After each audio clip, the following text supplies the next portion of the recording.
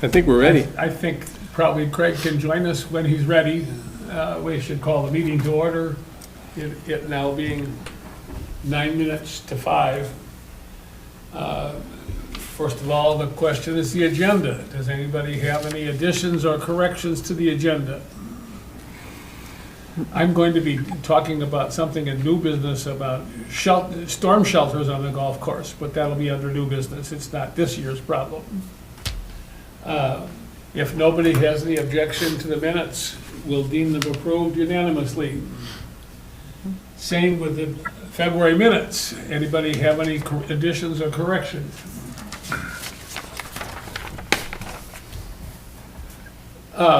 In that case, the minutes are approved unanimously. I would note that we were going to have some comparison numbers with reservations between this year and last. And so when that's relevant on the Parks report, we can do that. I'm not going to need this anymore because we have this, right? Right.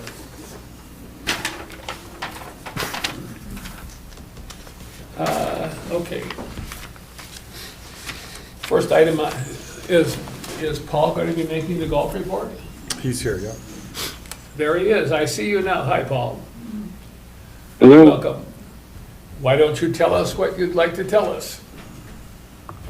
Okay, well, let's see. I think where we're at is we kind of made some amendments to the suggested, well, basically we changed our user fees for next year's, memberships and greens fees. And I guess that everybody's got that information, I believe. I don't know if you have any questions on it. It's basically, it looks like we took the daily rates and bumped those up a little, more significant than everything else. Seems like our as I compare to other golf courses, anybody that's got any kind of a early season offering is those things are done by the time we even open. So in other words, our season's so compressed that it really doesn't even matter to offer something like that for us. Our clientele is membership, league play, and visiting tourism visitors, and so that's where we're increasing basically. Our fees are probably, they're probably on the higher side, but we haven't got any complaints on our pricing, and the conditions have been good. So I think that's what we'll have to do. We aren't at black numbers yet, so it only makes sense to do that.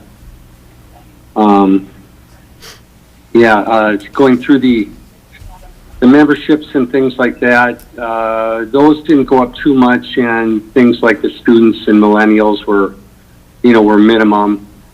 The juniors is representing a 5% increase, but it's like, from $105 to $110, so it's not a big figure. That's about it for that. The only other thing, I don't know if that's where we talked about this, but I had offered up the selling my grinders to the course, and I'm in the process of just getting some numbers together for that. The course needs we have to keep our mowing equipment in good condition and all that. So you have to have good equipment to do that. And I've been using my own equipment for the last 5-6 years here, so I'm gonna be selling them. So I'd like to offer them to the course first, that's where we're at. It would be beneficial to the course to have them. And as I was telling them downtown there that we the cost of this equipment, in the last series of years is really. Golf course equipment in general it's ridiculously high. When you think about, your normal daily costs of things, golf course equipment, it seems high, but it's not like they're selling it at Walmart or anything. That's just the way it is. And meanwhile, when the dollar changed value a few years back, the equipment changed too. So, the cost of this equipment is almost doubled. So anyway, the equipment that I've got that I'm offering is, it's equipment that we had to purchase we sold this equipment and I had, my distribution. And so this is equipment that we purchased. We had to own to go out and give demonstrations to sell them. And that's what the equipment is. So it's, it's in good shape. The neat thing about it is it's the value of it. It holds value because of like what I'm saying. The cost of new equipment is just crazy. So these sort of products at these prices you don't see a lot of them. I'll just put it that way. So, but anyway, I'll be putting something together for that here pretty quick. And hopefully that works out for the club.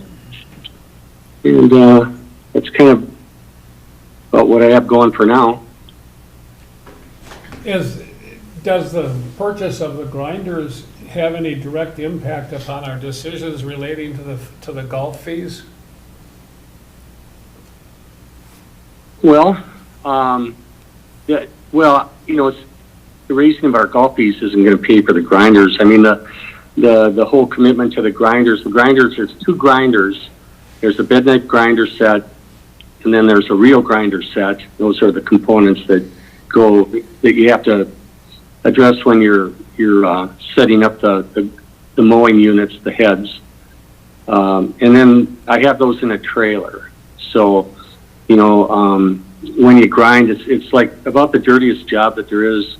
As far as maintenance goes, it's you're dealing with fine dust grinding. So you really don't want it. You can't really do it like in your shop. People do, but it's you can imagine what's going on there. You're just putting a lot of airborne dust in there. It's not good for your health. It's not good for anything that it's getting into. So you're best to have it in its own space where you can ventilate it and that sort of thing. So it's in a trailer now. So that works out good. We don't have to go through the expense of building a space for grinding. I think in the past they had actually ground inside the clubhouse, which I would never do. They had, the grinder that they have is just it's kind of like just a single line grinder. It's nothing that we'd be interested in using. So the whole idea of having the up-to-date grinder kit is basically so that you can keep the grinding units, within a very close interval, like up to a 1/1000th interval of space for getting within factory specs of where you want those heads to be, because we're cutting the grass, really short. So the better you have the blades, the better the setup on the reels. Basically makes sense for us in that we aren't going to be able to go buying new greens more all the time. Those are really expensive. We've kept maintenance on ours, but we can keep the condition up. We can set them up with these grinders. We can set them up to spec just like a new one. So they'll be cutting like that.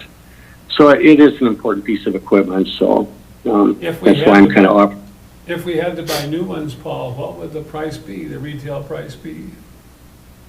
Well, I don't think we could even consider it. So the cost of new ones now out of a trailer, just whatever, is like $85,000 for. They're like about $43,000 each of those units, and there's two of them. So, I'm looking at like 15 for my main grinder, and then 8 for the bed knife grinder, and the balance on the trailer. So it's a good deal. Okay. At least I think it is. Does anybody else have any questions about what we've seen so far? The golf discussion may take a while, so maybe we could do the other things first and come back to that, because might involve a vote and things of that sort, and I at least have some wonder about how high we're going on some of it. So I would Get it done now. Anybody object to our doing the golf thing later in the meeting? I would agree with Dave. Let's do it now. Paul's on. While Paul's on the phone. Well, he's here. Well, okay. My reaction to the proposal is that we're we're on the high end of our competitors. But I don't know what the numbers are these days. The last time I checked, it seemed like 9 holes for the season was, $400 and some odd other places, and we've been around that and going up slightly. And the 9-hole rates, 9 holes plus cart, you rarely see more than $45 or $40 or $45 at the other courses, but that's outdated information. So I'm hoping that maybe we can get some more current comparison data before we go. Well, and another thing too, when you talk about our competition, what is our competition? We aren't in a cluster of golf courses here. We aren't competing with other 9-hole courses right next to us. We're basically a resort situation. When you look at the resort situations nearest, that would be Superior National. Their greens fees are for their course that wasn't improved. They've got 3 9 holes in it, and 2 of those were improved and 1 wasn't. And so the mountain, I think it is the one that wasn't improved. And that one, I think that their fees are in the range from $50 to $79 in season. So, I think we're comparable to that.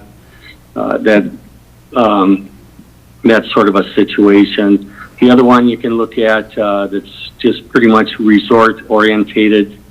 Yeah, I mean, if you look at the Duluth and Superior city courses, yeah, they're very affordable. They're cheap, but that's their thing. They've got the population down here, and they're competing for that. We're a little different than that. You look at somebody a situation like Breezy Point, which is their population base. They've got local golfers. They've got some membership, but basically their emphasis is on people coming in for vacations and things like that. And their prices are very different, like very high also. So I don't think we're too high for those sort of populations. If we need to do something different for the local population, it might be something to consider. But we give 15% discount to people in the city, tax-paying citizens in the city.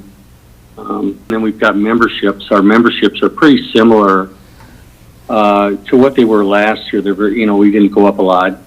So the answer to that is if you want to golf a lot and you're concerned about the greens fees, just get a membership. And if you're in the city, then you're in good shape too. But I don't know. That's my feeling on the pricing. It's kind of tough to do. It's easy to have low pricing, but I don't know. We went up a little bit. $5? $5 for the round, and I guess another hit for the cart. But I don't know. Paul, do you know how our memberships have been tracking over the past couple of years? Have they been going up or holding the same? It's been pretty stable. We've, it's been pretty stable. Our numbers are pretty good for membership. One thing that throws our numbers a little bit is we've had the junior membership where we've had, I guess about 40 kids that were on a membership basically backed by a grant, and so they all got memberships, and quite a few of those kids came up and played here and there, so that it's a great program. Just the single and couples type of memberships, those are we'd always like to see improvements on those. It's sensitive because we don't have huge amount of membership here. Somebody moves, somebody gets sick or something, it's, we just, we miss everybody that we lose, so, I guess anything we can do to promote more memberships would be great.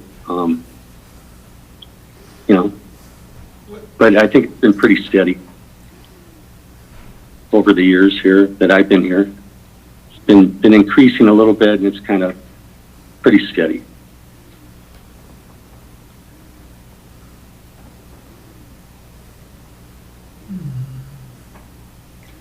Are there other thoughts or questions from the members? I would offer the agreement with Paul's perspective that we really have no direct competition, no course right across the street. The Superior National pricing is significantly more. So for both visitors and locals looking for affordable golf, this is it. And that we often don't take any complaints about our prices. And we are operating in a deficit.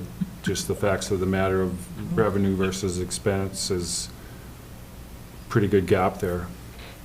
So the more we make, the better. On daily fees, just to give you some perspective on like approximate take last year on daily fees was about $35,000. So, a 20% boost on that could be real money, $5,000 to $7,000.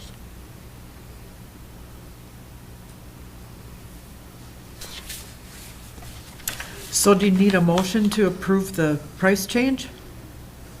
That would be good. What, poke him. Pardon?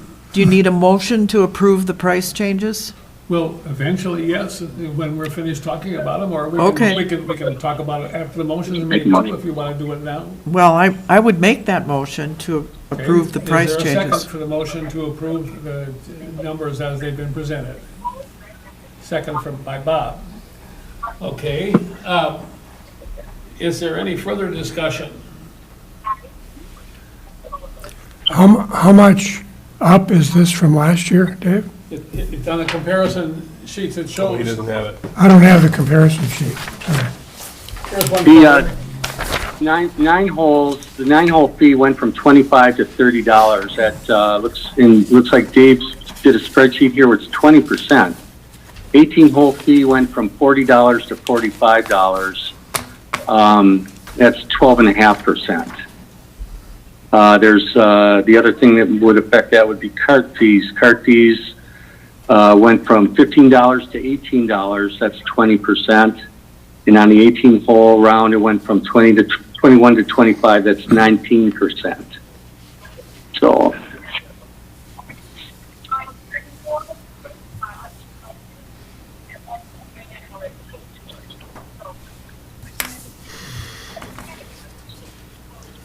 No, that's yours. You have it? Why don't I have one? I'm being kept in the dark. My gut says we should be at least $1 under 500. Because what they'll see, most every other 9-hole course, Silver Bay and everywhere else around, is going to be in the 400s, I would guess. So $4.99 or $4.95 would be my preference on that one, but other than that, Oh, on the membership thing, yeah, we can go $4.99. That's not a problem. Adult single for marketing standpoint, yeah. Kind of like fuel, or they're like buying gasoline.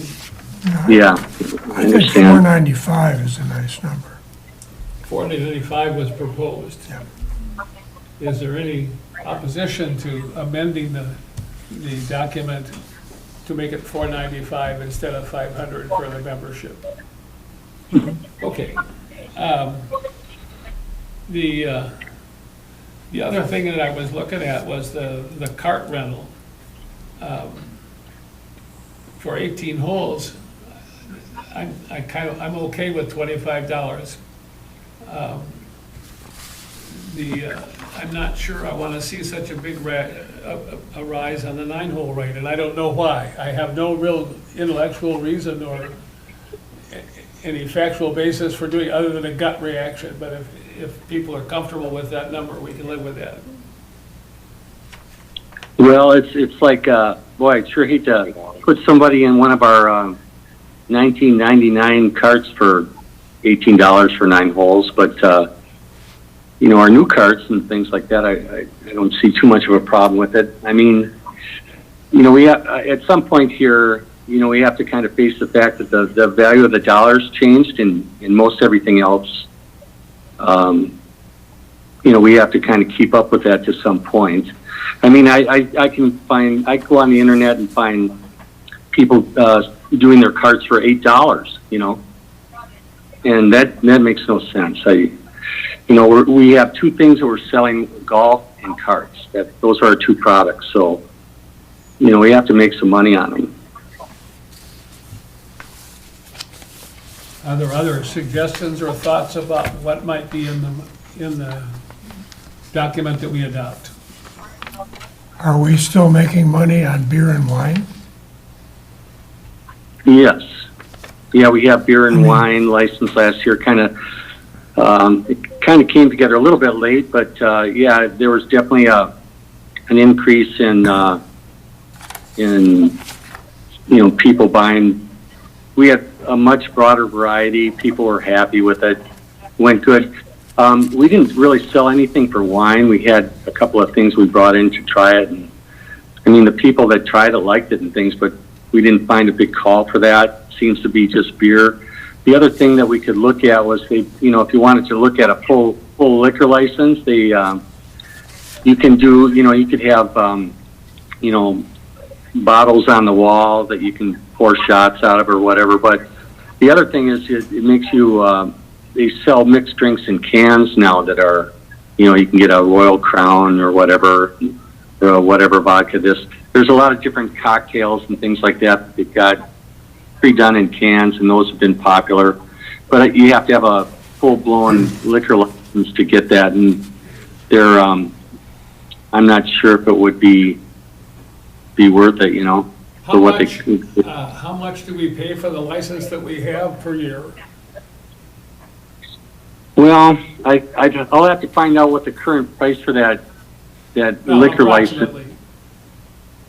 I think it's probably about $350.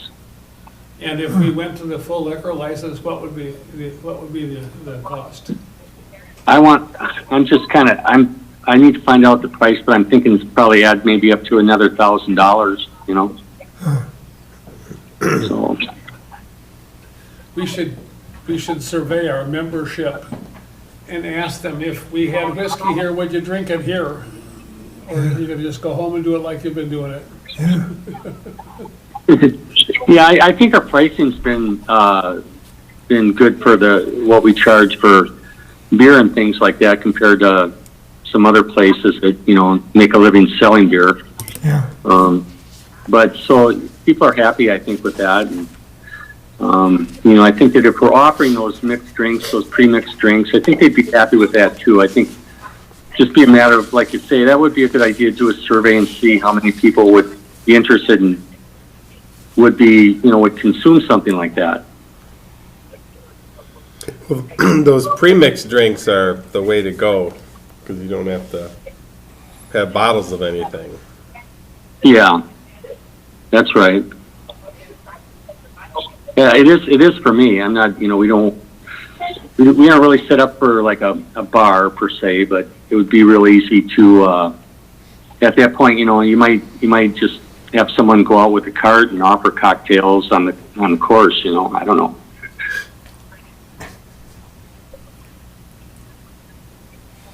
Okay, that's not part of our motion today. No. So, No. is there any other discussion about the motion that Kate made, seconded by Bob, and amended by our discussion with regard to the season pass? And we're gonna have the liquor talk later, That'd be fine. some other time? Yes, I think so. Yeah, I was out for dinner when I was down at the Capitol, and a glass of wine cost $6. And my wife went out with some friends, and the same glass of wine cost $16. So there is a range there. And you can tap into Yeah, it a little bit. That's why you have to sip them. Okay, Well, and you lose something when the bartender shakes up a can and pours it compared to, doing it right. okay. Is there other discussion of the motion as it's been amended? There being none, call the vote. All those in favor, say aye. Aye. I see 4 hands here. Is Craig still voting? Yep. Over there. Yep, aye. There he is. That's 5-0. Any opposed? I see none. All right, the motion passes. Boy, Here's something I'd narrowly like to, avoided an argument there. so I know, under new business, you want to talk about shelters, storm shelters. I think it's best if Paul joins that, or if we can Oh, that's a get a good take point. on Paul's Um, perspective. I've been thinking that there are 4 things that our course doesn't have that would help with the marketing of it. One is somebody who gives lessons, maybe even just 1 day a week. We don't have that at this point. The second thing is perhaps slightly broader food than just pizza and hot dogs. The third is more organized events, that is, more events that are organized at the course, either by staff or by the membership. We only do 1 or 2 at most that the course organizes at this point, and there are a couple others where organizations have scrambles.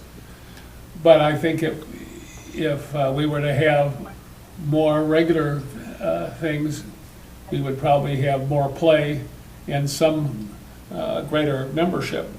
And the last thing we don't have is any place to go if it rains or lightnings, except back to the clubhouse, which from the 8th tee is at least a 5-minute ride by golf cart, and by walking is probably too far to be safely out of either the storm or the lightning. So I want us to think about, not for this year, but I want to put on the thinking caps where we might do with regard to things that have a roof and walls, maybe only 3 walls, but, and maybe a seat, so that somebody could be away from the lightning and away from the storms and have a roof over their head and a windbreak. I talked briefly with Jessica, who is the program director at the North House, and she said she would come up with some thoughts about it. They don't have, if they build timber frame, they don't have to do a 10 by 10 lumber. They can do 6 by 6 posts, which would probably be more than adequate for a storm shelter to hold maybe 8 people. So she's gonna come up with some ideas about that. She did say that in order to keep their people busy for the week that they do these things, they probably have to build 2 of them. Now, one that was 3 or 4 times the size that we need, the materials for that was about $6,000. No, I'm sorry, 10,000, including the roof. We only need something that's much, much smaller. I don't have any numbers, but I have hopes we might get 2 of them for $6. They don't do walls, and they don't do seats. If we want to have walls and seats, we can do that ourselves afterwards. And I suggested we might want to use as much 8-foot dimensions as possible, so you don't have to have a lot of cutting. Yes? Have you seen the shelter down at the school? Behind the school, At what school? ISD, what is it, 166? Behind No, the I school, haven't been there. behind the school by the parking lot, there is a shelter which is elegant and open-walled, and about twice as big as what you'd need. About twice what? Twice as big as what you'd need, Yeah. or maybe 3 times. And who built that? Who built it? I don't recall. I just recall sheltering there. Is it timber frame construction? I believe It so. was probably built by the North House. Partnership. Yeah, but it sure could be, and it's small and elegant and meets its need, and it'd be a good example to look at. I'll go take a look. Yeah. Where in relationship to where you go in the gate for the football games is this shelter? Is it by the baseball field? It's, it that it's side? on where you drive up on the Elementary east parking side lot. of the elementary Oh, school. over on that end. Okay, South So side towards the- elementary parking lot. Yeah. towards the Much bigger football and field. fancier. though. Between the elementary school and the parking lot and the woods, which abut on It's the Fifth elementary Street. school, not by the football field. Oh, Okay, oh, I haven't It's a seen very it. nice building. okay, I'll take a look at And it. you're familiar with it, Dave? I am, it's it's again, it's like bigger than our one Yeah. at the Marina, Yeah. Yeah. which We'd be- we've looked at. We'd be So looking for it's something smaller, yeah. comparable, but We talked about dimensions like 8 by 8, 8 by 6, maybe even 8 by 4. If you had 8 people in there and 32 square feet, they've each got 4 square feet. Yeah. That's kind of crowded, but how many times you can have 8? Right. So you might be able to get by with 4 by 8 structure. Yeah. But I'm looking for the suggestions in the first instance from North House about what they're interested in doing. We always have the option of having it built by somebody else. The only trouble is we have to pay for the labor. So we can probably get a more elegant construction for basically the same price if North House does it for us. There's a similar building up by the nursing home, by the hospital, Oh, yeah, right on Fifth Street. that's closer. These are both on Fifth Street. Yeah, okay. I just wanted Paul's perspective on this. Paul, what do you think? Is this needed? It's really putting me in a spot because we can't adequately fund our equipment needs. We're looking at grinders, carts, irrigation systems, really a capital plan that's already underfunded. And so to Well, add structures It's that, challenging. Not It's this year. challenging. But the earliest they could do it with the high school students, which was her thought, that this might be a good project for the high school program, would be next spring, a year from now. what do you think, We're not Paul? talking Well- about this year's budget. Let's see what Paul Paul's But I still saying. wanted to get into Yeah. the considerations and to you put Paul have in here something that again? we could build. If we decided There, to. thanks. Paul? Yeah, I think that, yeah, we have a couple of things here. We can't do any kind of barter, trading, labor, this and that.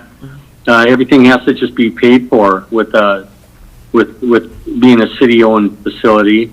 So that's one thing. The location of it's a difference, that's a whole, that's kind of a primary, thing to talk about, really, where it's gonna go. When I'm listening to us talk about it and stuff, I'm thinking, well, we need buildings for our equipment and stuff, and, well, I don't know if it's something we could build where at least we could park stuff in it for the winter, I don't know. But yeah, we have, that's the thing, we have to keep renewing our equipment and That would carts argue for and, making it a little bigger than the minimum. pardon me? I say, if you were gonna use the shelters as storage spaces in the winter, you would wanna make them a little bigger than a minimum 4 by 8. You'd probably wanna be 8 by 8 or 6 by 8 anyway.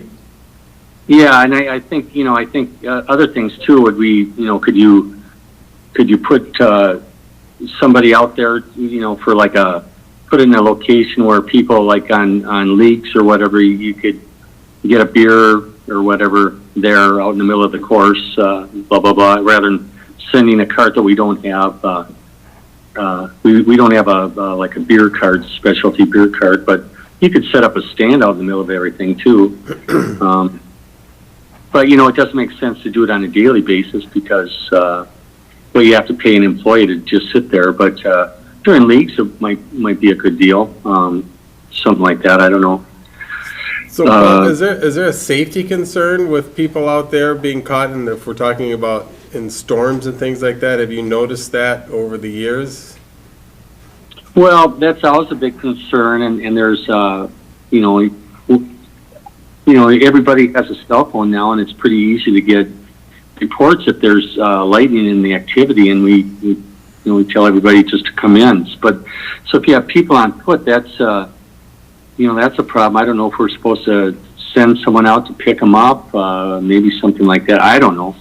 But yeah, safety is always a thing. I think about locations. I'm thinking about, in my mind, where would we stick it where it would be aesthetically decent and the logistics would be decent. And I mean, the only place.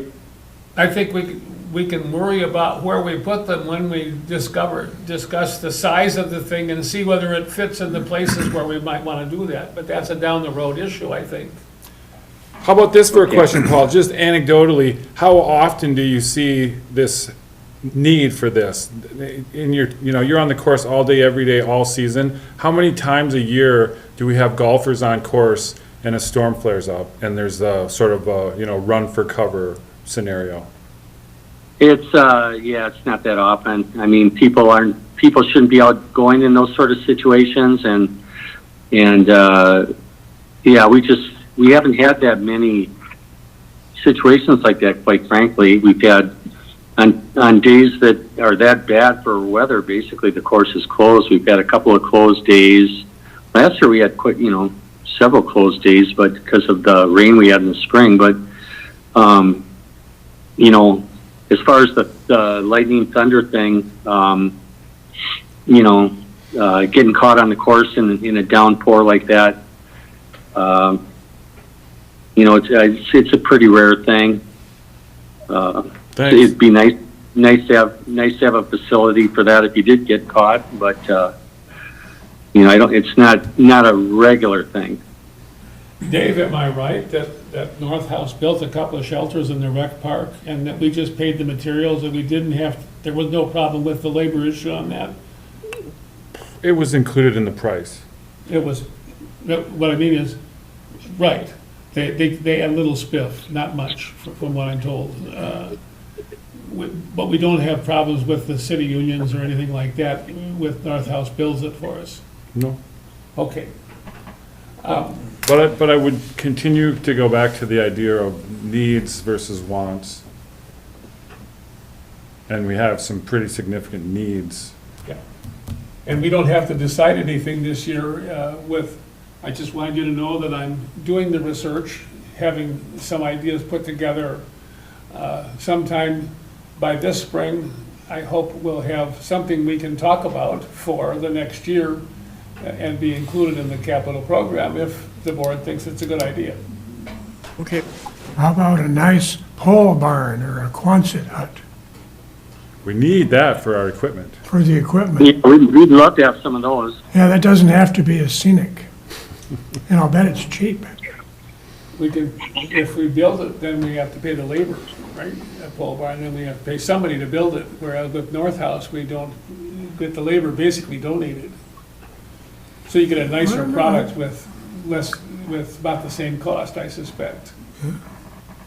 Yeah, I helped build a Quonset hut 50 years ago, and it's still standing. You're hired. My parents were both golfers. My mother talks about golfing in a thunderstorm, standing under a tree, holding her clubs, and waiting for the storm to be over. And she lived to age 92, and as she reflected on that, she was surprised to have survived standing there with her clubs under the tree. Well, she should do like what was it, the golfer from Texas, the Mexican guy, Trevino, was it? Who said, if you're out there in a storm, you just hold up a 1-iron, because even God can't hit a 1-iron. Okay, Call the question? well, we already voted on the motion, didn't we? Sure, it was 5-0. Yeah. Oh, was- sorry. This was just the I added think on I thing. fell The asleep. chair thinks there's no motion pending. He Yeah. just snuck in that fancy Okay, building gotcha, when you gotcha. weren't Okay, watching. Paul, Okay. is there anything else you want to do with us Just before wanna we move on? It's like 45 minutes. No, on the I'll golf let you get to your business. Thank you, Paul. Thanks, Paul. Or Thank you all. You'll be Okay. getting back to us with a refined proposal with regard to the purchase of the grinders and sufficient it is interesting. justification so that whatever price we decide to pay you Drilling feels down good. So deep into Yeah, Certain yes, I will. thing, Yeah, the golf Okay, pet issue. for one reason. city council report, Craig? Maybe he's Thank you. going to sleep. Wasn't a whole lot on the last city council. You guys hear me okay? Yep. Yeah, Okay. We did, if you've been looking at the city website, there's been some pretty good updates and pictures of what's happening inside City Hall and liquor store. We had John come in and give us a little update on what we're waiting for, what needs to be finished. And, I think as we go through the month of March here, I think we're going to get all the shelving and stuff installed in the liquor store. And I see not most of, but some of the furniture for the offices in the city area, city hall area, is starting to arrive and getting put together. Waiting for cables and certain things like that. So I think by the end of March, tables for the city council chambers will be arriving. I think we are tentatively setting like a grand opening, like maybe in May. We might be in there operating for a little while, but some electronic stuff is getting moved in and functioning out of that area right now as they proceed to move out of the City Works building up on the hill. So that was kind of nice to see, and it really looks nice. And I took a tour of it when I was home last month, and the bathrooms are really nice. It's going to be a nice addition to public restrooms and stuff like that we've been waiting to see for the downtown area. I think it'll be a good positive thing. The other item on the list that we talked about was we had the city is now a member of the Chamber of Commerce. We signed a commitment to them, and we're helping to fund their lobbyists for the chamber that will also be looking for any issues that the city may be looking at. And currently, one of the things we are looking at is possible funding for our wastewater treatment plant. That's kind of a high priority right now to see what's out there. And I know that we had some people in the cities 2.5 weeks ago at their meeting down there, just to kind of get used to how that process works and what kind of feedback we get from that for the city as being a part of that lobbying group, helping to help the chamber finance and support the lobbyists, basically, is what we're doing. And, for us, for the city itself. Let's see, I don't think we had anything else. It was a kind of a light schedule.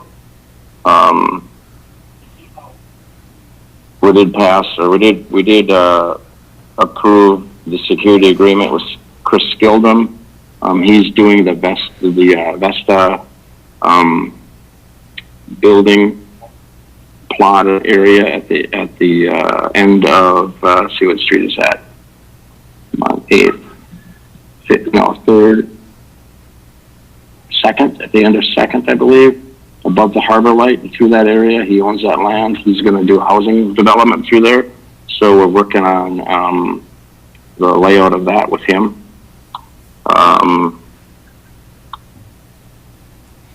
That was about it, I think, as far as the city council issues or items we had. Craig, perhaps we could have a golf tournament in connection with the grand opening of City Hall in May. Yeah, I don't know when they're setting that date exactly, but it's going to be, hopefully everything gets put together by May. I would pretty much, it will be done by May. I know that'll probably be done in April, but yeah, that's a good idea. So that's about all I have at the city council. Anybody have any comments or questions about the city council report? There appears to be nobody determined to ask you or tell you anything, so we can move on if you're ready. Parks report? Thanks, Steve. Everybody got a copy? So, Do you have an extra? I'll be brief. Steve asked about year-to-date reservation tallies. We ran it this morning. We're looking about 5.8% down, right? So 2970 this year versus 3153 last year.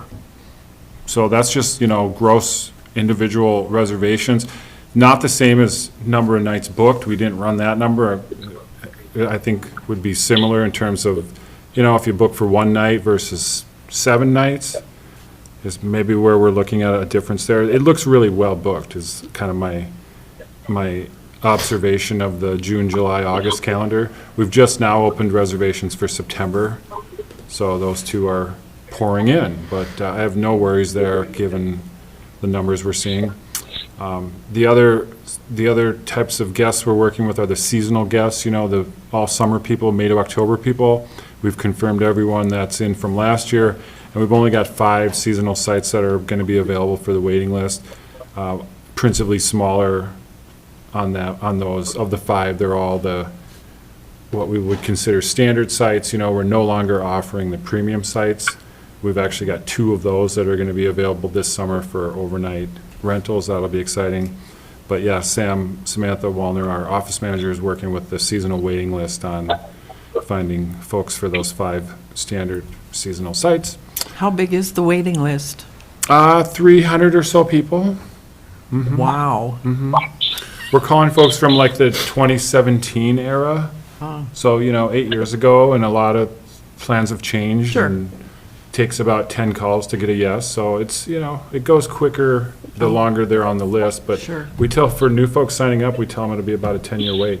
Oh, There was a And huge, people are happy with that. huge amount of signups in the COVID era, the 2020, Sure. 21 sheets. We can just see each season we have a sheet, and there's, 50, 75 people on those years. But yeah, people are patient.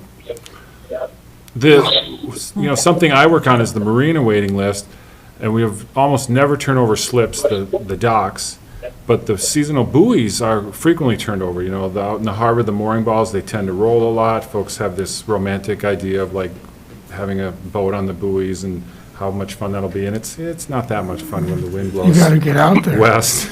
So I actually have 2, so we've got 7 seasonal buoys, and we have 2 of them that are not going to be returning from last season. We've got on the waiting list, I'm, working down pretty hard, and a lot of people passing, they're waiting for docks, so Oh.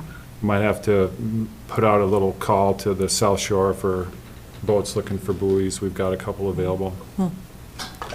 The big news here from what I've been working on since the last meeting was the follow-up on the additional permits or permissions needed for the Moheb Solomon art project that we reviewed and had this idea of putting it in the riprap rocks of Boulder Park.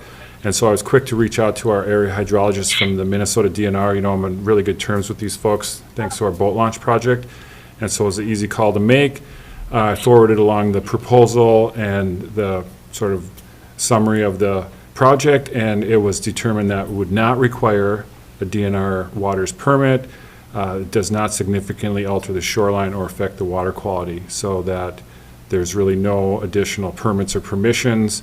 I spoke to the hydrologist about the Army Corps and the North Shore Management Board. She doesn't see them as having any issues given the DNR's read. I did reach out to the Army Corps. They were quick to respond. They have no issues with the project, and Mayor Benson is on the North Shore Management Board. So that proposal is scheduled on next week's City Council meeting on the 12th. Is when we expect to, I'll be there, I'll be presenting the Park Board's perspective. Moab will be on the screen, I'm sure, and the CEC, Ruth Pizzuaro, I think will be supporting that proposal as well, so. Well, this is a lot of good information that we did not know last month when we were discussing it, so thanks for doing that. Yeah, for A sure, lot of great information there. for sure. is that meeting at 6? Is that what time? City Council? 6:30. Other things we're working on this month is getting recall letters out to our seasonal staff. We've got about 20 of them from last year. They'll all have the right to be recalled. We hope they all come back. We know several won't, just based on being students and moving on with their careers. But we would hope to retain our core team of adults. And then once we know everyone's intentions, we'll be posting openings on the city website as well as, local lawn ads in the paper and Boreal. And I'm sure, as usual, there'll be some demand or some needs for custodial and clubhouse help at the golf course. I know we were short last year, so even if everyone comes back, we'll be looking at some help wanted ads coming up here in the middle to the end of the month. Because it's kind of getting into gear up time now. Like, we advertised May 1st as our water opener. We've opened mid-April when it gets warm and mild, so the off-season is slowly or quickly coming to an end, depending on how the weather turns out. But, you know, getting a few calls right now, actually, for spring campers and are we open and spring breakers coming up. It's usually a March thing, you know, people looking to ski a little and camp a little, and we are open. We have the water, we have the electric on, but no water service, just the porta potty at the fish cleaning station at the marina. It occurs to me that we're connected to the city water and sewer system, right? Correct. Okay, I thought so. But Yeah. But everything's winterized in that capacity. So that's all I have. does anybody have any comments or questions on the parks report? I have one question, and that is, do we have any reason to be concerned or to know why that we are down 5.8% so far? I have no concern. Okay. We have any explanation for it being down just early? Could be longer stays is one theory, like just the fact that people that wanted to book on a particular weekend or weekday that is already booked because someone's staying for 10 days. Yeah. And that's only comprising one reservation, Right. but it's, you know, eating up 10 nights. So maybe last year, people only booked for 3 nights, and then somebody else booked for 2 nights, and somebody else booked for 3 nights, and that's like 3 reservations for the same 10 nights. Okay. That's one theory, but like I say, I can look at my grid on my calendar grids for like books and availability, and weekends are gone, Thursday through Sundays are gone. We're booked heavily. Anybody have any other comments or questions on the parks report? No. Okay. That takes us to old business, of which I'm unaware that there is any. Does anybody have any old business? In that case, there are special event applications to deal with. One is an update on the art festival, Art Festival, yep, in July. which is, so what they basically saying is you can use all the stuff we did before, the only changes are where Yeah, I we've think- added I think things they want, electrical connections and water and picnic tables. Estimated people, 10,000, July 11th to Sunday the 13th. Is this the one where they have all the booths and everything? Okay. Yep, this is sponsored by the Grand Marais Art Colony, same form, or looks to be the same as last year. The only thing to note is the request for vendors in Harbor Park, the idea of a food truck or 3 in Harbor Park. If you note under special facilities or activities planned, we are inviting the county food trucks to set up in Harbor Park and have yet to confirm the number. Last year, there was 1. So, you know, that would be the impact to Harbor Park. I gather there is nothing in this that causes us any difficulty? Nope. So, we could use a motion to approve the art festival's request for modest changes from its prior things. Moved by Forsberg, yes. Second? Seconded by Costello. Matt's been very quiet so far. I can't raise my hand Any fast enough. discussion? All those in favor, raise your hand and say aye. Aye. Opposed, same sign. 5-0. Wow. The next one is Summer Solstice and Wooden Boat Festival Harbor Boat Walk, sponsored by the North House Folk School. Jessa Frost is the contact. Saturday, June 21st of this year. Is there anything materially different from what we've approved in the past? No, and this was new to us last year. If we recall, Jessa did appear and present this to us last year because it was a new idea. It's the same weekend every year for the North House, the 20-something of June, the summer solstice. And their wooden boat show has kind of evolved over the years to now there's lots of activities in the commons area of the North House, and they're hoping, similar to last year, to set up the wooden boats, the little small craft boats that are hand-built, and they want to use our space along the marina, basically along the sidewalk area of the marina. That's just to the west of the North House campus. And so we, granted this approval last year. It was very successful. There was no conflict with the seasonal marina folks. This is kind of, not quite off-season for the marina, but it gets really busy in the marina in July and August. June's a little quieter.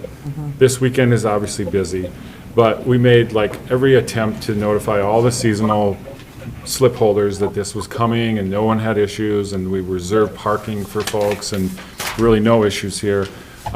There was not a whole lot of boats that turned out, so we didn't like really line the shore with boats from the North House all the way down to the old Niji and the Historic Society Fish House. That could or would, someday happen if things really grow.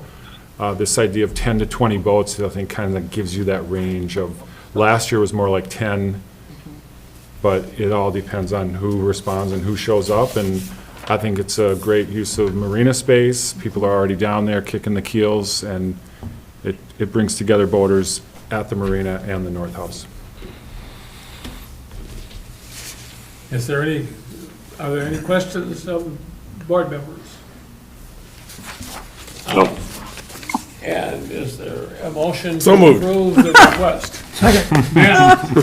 Matt moved it. Oh, I wanted to get in there. All those in favor say aye. Aye. Raise a hand, we're at it. Told you I was gonna. Opposed? I see nobody. All right, 5-0. All right. That last item on our agenda is the capital improvements, 2025 goals and priorities. There's a memo there which we all have had a chance to study, I'm sure, carefully. Anybody want to take a minute to refresh with their memories? I'll take a minute just to introduce this topic. It seems appropriate now. We've got a full board seated. We've heard from City Council. They had a work session late last year to set their 2025 goals and priorities. You can see those up top. And as Craig mentioned, the securing funding for the wastewater treatment plant is a top priority. But they're also interested in updating a citywide capital improvement plan for buildings and equipment. Infrastructure, I think, is very open-ended, but they're looking at roads and, in-ground utilities under those roads. And then finally, the Coast Guard Station, mind the typo. But this too has been an ongoing, what's going to happen to the Coast Guard building. I think we're going to start to find out this season or this year as it's become a priority for the City Council to pursue that. So with that said, this park list is quite old. I think it's from about 2019. It was the last time we really created a list of priorities for capital improvement projects. And as you see, we've already crossed off the top 2. Shows good progress. The other 2 in the I should say the third one is ongoing, as well as the paving needy roads. That's also almost accomplished. I think over the last 15 years, we've done a lot of pavements in the parks, and so we don't really have a lot of needy roads left, is the good news. But the rebuild of Bathhouse 3 remains, and I would strongly advocate for that being a top priority in this idea of a combined rec hall, bathhouse facility that we identified in the master plan. I know last month we had this on the agenda. It got tabled. Part of last month's packet was the development plan from the master plan. And so if that's handy to reflect on, you can see in the master plan are what would be capital priorities. I don't think these are in any particular order. And so perhaps tonight would be the chance to order these, or just talk about them in general, reaffirm our position on Bathhouse 3 Rec Hall building. And if that's the case, then I believe we would engage with, planners, designers, architects to develop a fundable plan for this project of the Bathhouse 3 Rec Hall. I mean, we've for the last year and a half talked about that being a top priority, and the legacy funding being the mechanism for making that happen. Well before we would submit any requests for that funding, though, we would have to do detailed planning at the, architectural level. Yeah. So remind me on the Bathhouse 3 and the rec hall, those are 2 separate buildings right now? Currently And you- separate, yeah. And you put them in the same building, where at? Approximate same location as the rec hall, is just upgrounds that gets heavily used. And so we've done the best we can with, lipstick on a pig, but it's time to replace that facility. The rec hall, it's not as, use there is way less. It's still more than functional. People actually love it. It's this, kind of a local spot for graduation parties and baby showers, and it's been really good. But, so the priority or the emphasis there would be the bathhouse end of things, but it would have this like community room, like a lockable community room with a small kitchenette, and that's kind of what we envisioned in the master plan. But all those details will be worked out once we begin intensive planning. And would that be is that a source of revenue, or could possibly with a new rebuild, Yeah, minor. We charge now like $30 a day for the hall, so yeah, we could up it to 100 if it was nice and fancy, but it's not a moneymaker. Maybe it would or could be if it was really fancy and we were hosting weddings for, $5,000 a night, but that would, we'll see how that plays out in the planning. Until we get legacy funding, we're gonna be doing this out of our own capital budget, right? The funding that we generate. And True. We do have a dedicated capital budget within the general fund. We contribute $160,000 a year to that. That's how we built the landing. and how much is in that fund at the moment?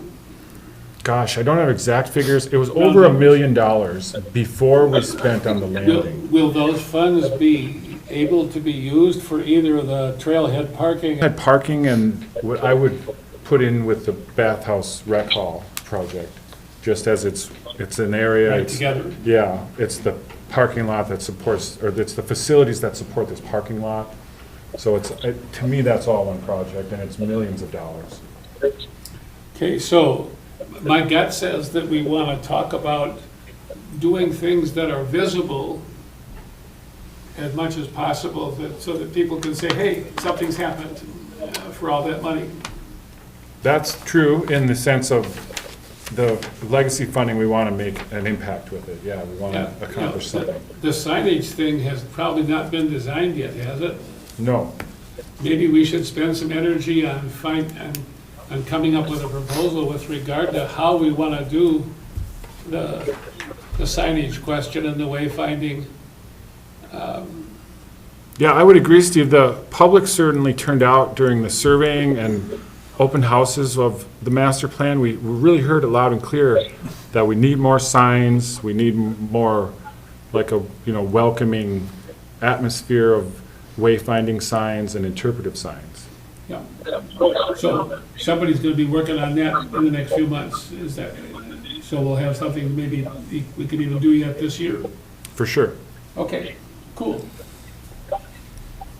Other comments? Yes, Bob? The marina is a long-term project that would just need a push to get that started.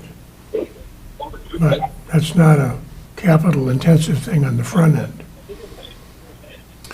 That's a good question, Bob, because this is something we did the master plan with pretty significant marina changes on the map, moving the break wall Yeah, and expanding the basin behind it. And that's, we put a $10 million placeholder on that. yeah. It takes Army Corps of Yeah. Engineer work throughout. We met with them, twice during the master plan on a staff level and kind of determined they're not keen on this idea. They don't just move break walls.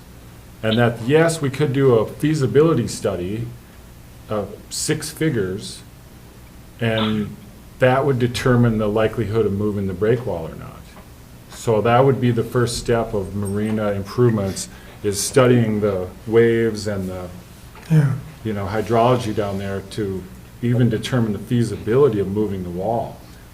A lot of people are feeling that's not going to be feasible, so that then we go to this plan B of kind of living behind the wall, making the most of what we have in that corner with the wall intact, which is very well possible to dredge and retain and expand our basin behind the wall without, all of this federal Army Corps funding and permitting and the long, long road. But yeah, step one is, I think, to just kind of determine the feasibility of some of the changes portrayed on the master plan. So we need a feasibility study to make that inner harbor right now bigger and dredge it out and things like that? Not really. Not really, okay. No, but we would need a design engineer Correct. study from like a Smith Group or one of these, specialty marina groups that build marinas. We would engage with on a cost estimating and. Right. Okay. It seems like the less we can anticipate counting on federal funding right now and federal agencies. Well, that's true too. The Army Corps is better. engaged with the city currently on a feasibility study in the East Bay. Sure. So we've already begun to develop relationships with the Corps and with this planning assistant to state. It's called PASS, is the name of the federal program. And I believe we're engaging that right now in East Bay and shoreline erosion, and well, I would be anxious to see how that plays out. And if it's successful, maybe that's a stepping stone into the marina, into the breakwall. So if we decided that the priority was the bathhouse 3 and the rec hall, would that necessitate like starting an application to the legacy fund for that project? Eventually, once we have plans that are suitable to be submitted. Uh-huh. So that means we gotta do the engineering and feasibility studies before we can get the legacy money. Correct. Okay, so sometime, So we could For a fund. building project? Yeah, so like, we would engage LHB, the Right. city architect that Uh-huh. built the shop and the city hall, Uh-huh. on plans, on, design and build plans, they would Right. be 100,000 plus. Then we submit to the legacy for the $3 million facility. And the funding for that could, the initial, for the feasibility study comes out of the capital improvement? And it seems like with the shape that bathhouse 3 is in, we should be moving along those lines Yeah. sooner rather than later. Correct. Bob, you're leaning forward. Well, it just seems like we could prioritize and initiate all of these things and then just put them in order and figure out where the money is and then start. So like, approaching marina improvements is just to look at that as a project, see what's feasible. The campground or the bathhouse, you kind of look at it and see what's feasible. Wayfinding and signage you could do at the same time, it wouldn't be terribly expensive. A lot of this stuff could move at the same time at a different rate. It doesn't have to all move in a rush. But just give them all a little bit of a push, but prioritize them from 1 through 5. One other question, I didn't catch whether the campground and bathhouse and rec hall, Like this one can is that a just move legacy along. project also? at the Is same that time. local funds? This one can just move I along. would suggest At the legacy same for time. any kind of bathhouse, rec hall rebuild. For legacy? Mm-hmm. Okay. This one can move along at the same time. And then marina and I mean, And what that was- one is one 3 are that the we can do expensive ones. much more easily than the harbor too, right? But So nothing's gonna that happen is if you something don't that start. should be ready to be sent to the state for the next round of funding, I would think. I would too. I think it's gonna take 6 months to a year to develop plans to submit, but then we would submit those next cycle. Like, the application period for legacy funding looks like it's kind of a 6-month window from like January to July, if I'm reading that right. And then they evaluate and award in the fall. And so we're not gonna make that window this year for like a bathhouse 3 rec hall build. We're gonna plan that and then submit that next winter. Furious, because the state's gonna be short of money. They're short already looking ahead. Yeah. So any dollar that's loose, legacy or whatever, And are there 3 or 4 or bathhouses? We have 4 currently, yep. 1 and 4 are in pretty good shape. Okay. 4, even though it's 20 years old, we call it the new bathhouse. But it's endured. It was $500,000 and it's withstood the test of time. It's still in good shape. One is that same vintage, like from the mid-'80s as 3, but because it's in a seasonal neighborhood where the seasonals use their own trailers, it's what I say low miles. So it really shows well. It's quite fresh, and it's the one we use. But 2 is a dinosaur, I think late 70s. It's wooden, but we've done great work. We've put in epoxy floors and new counters and new siding and new roof, and it's really in a fine shape. It's almost superfluous. We didn't open it during the Where's COVID. 2? It's under the park office, kind of above the front row. Oh, okay. Yeah, and we didn't even open it for the year of COVID. No one missed it. Because again, it's in a seasonal neighborhood, doesn't get a lot of use. It's on the list as a rebuild down a little bit farther south because of keeping everybody within 400 feet of Right, the bathhouse. right. But to me, that's a much, much lower priority than Uh-huh. the Rec Hall 3 rebuild. It should stay on the list, but it could be another 10 years till we address that. Right. Do you have a budget expense for 1 and 4 for putting money into them each year? Yes. To upgrade? Yes. So. But Kate, 2 will and you- 3, not so much. Yeah, 2's been spent on, 3 not so much. Okay. 3, we didn't re-roof when we re-roofed the other ones 5 years ago, because we just kind of knew we needed to replace it as a whole. Was I hearing the members right, that you guys were looking for more of a schedule? Yeah, why don't, Funding source for each one, as much as we can have? so maybe next meeting, prioritize these 1 through 5 and roll capital into that and see what can be done for cheap while you're waiting for the big bucks. But you have to put numbers by them and then some tentative finance numbers by them, and then just give all of them a push and see how they move. Like, I think number 2 and number 3 can move effortlessly while you're doing number 4 and number 5. I agree.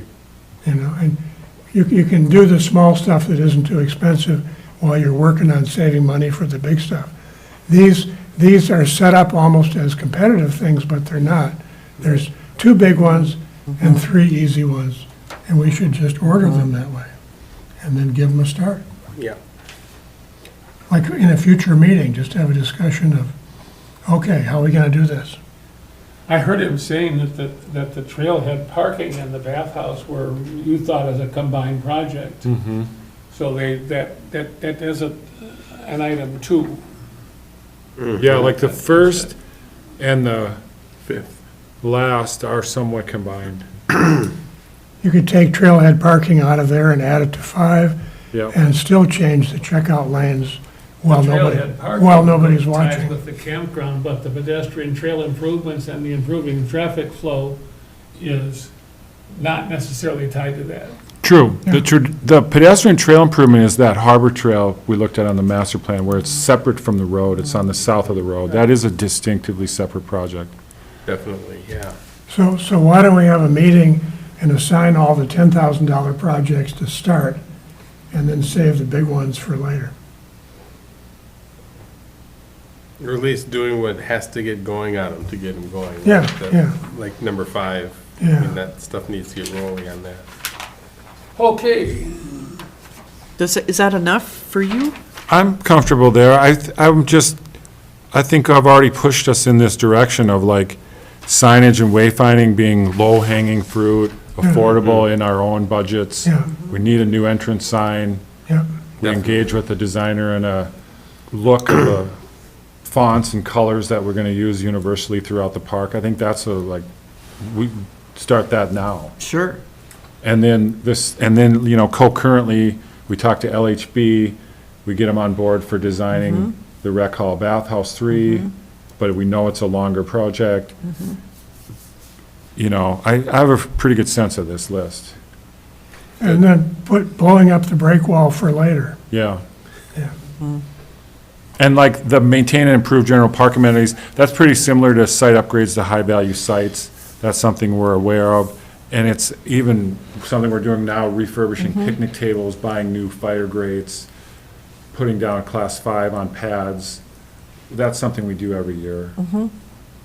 But yeah, the big ticket items here, we need to get going on in a priority order, and I think the bathhouse 3 and rec hall is the first priority. Some of my dog walking companions were of the opinion that the trail, the lake loop is getting worn. I don't have an opinion, but they passed that on to me. Like the granite Getting The sand? lake loop, you know, there's some sort of. It's a stuff granite in- sand, yeah. and- We can refresh that. Yeah. The other question I have is not about the rec park at all, but about marketing the golf course to city and county people. We're already doing a bunch of stuff for the internet and that sort of thing. And I think we talked generally about having some ideas for how we might spur interest amongst county residents to get their golf clubs out of the garage. I've talked to several people who used to play, and they need a reason to come out and dust off their clubs in both local, city, and county. So we should have Paul give some thought to that.